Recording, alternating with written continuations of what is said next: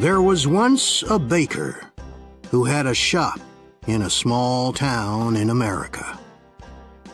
This baker was not a very kind man.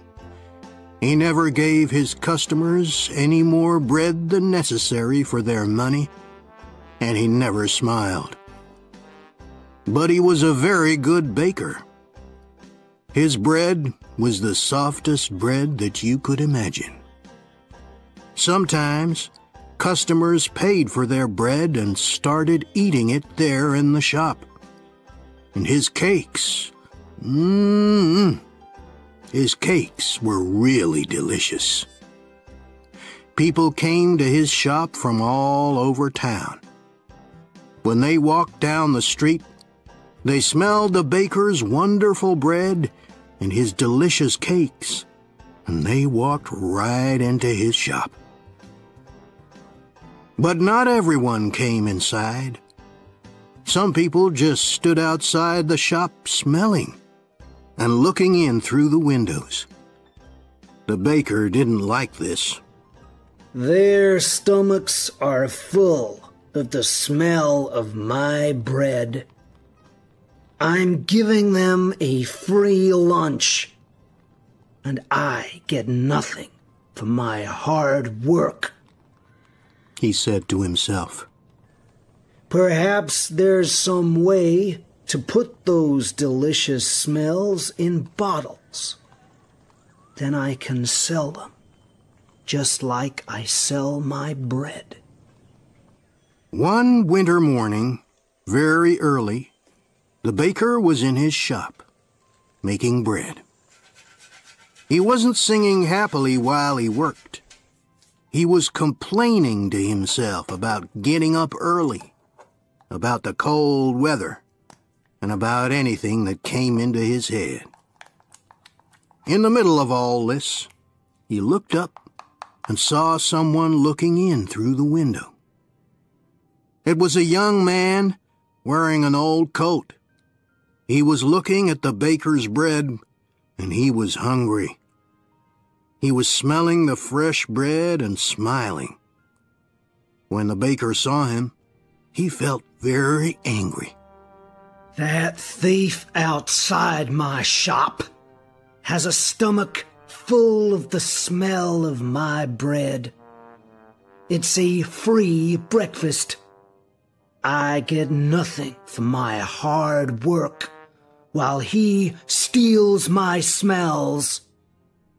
The man didn't move. He just stood there, closed his eyes, and smelt the fresh bread happily.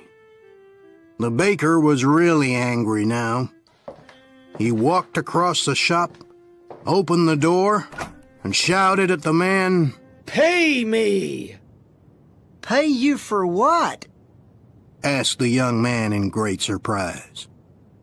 "For the smells that you've stolen," replied the baker. "But I've stolen nothing. I'm only smelling the air. Air is free," said the hungry young man.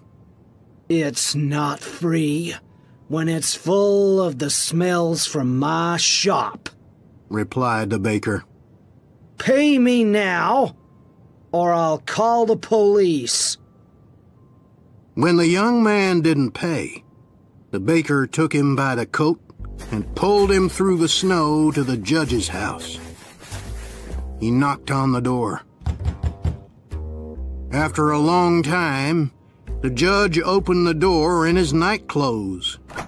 He looked at the baker and the hungry young man standing outside in the street. It was 6 o'clock in the morning. What could be so important so early in the day? "This man is a thief. He stole the smells from my shop," said the baker. The judge was surprised, but all he said was, "Come in and tell me your story. But first, give me time to dress myself." He went back into the house. After a few minutes, he came back and he took them inside. They all sat down together around a large table. "All right. Tell me everything. Baker, you start," said the judge. He listened quietly. First, the baker told him all about the hungry man who stole all his smells. The judge went on listening. Then the young man told him that air was free and that any man could have as much as he wanted. When they finished telling their stories, the judge was silent for a few minutes. The baker started telling him again of how the other man took all his smells without paying. "Stop! Be quiet! I've decided what we'll do," said the judge. "Young man, do you have any money?" The young man put his hand in his pocket and took out a few coins. He showed them to the judge and said, "Sir, this is all the money that I have in the world." "Give those coins to me," said the judge. The young man put them into the judge's hand. "I've listened carefully to both your stories," began the judge. "It's true that the smells were coming out of the baker's shop, and these smells belonged to the baker. And it's also true that this young man took those smells without paying for them.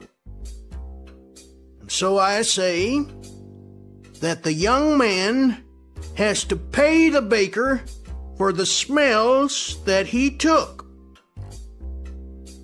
The baker smiled, perhaps for the very first time in his life. He held out his hand at once for the money, but the judge didn't give him the coins.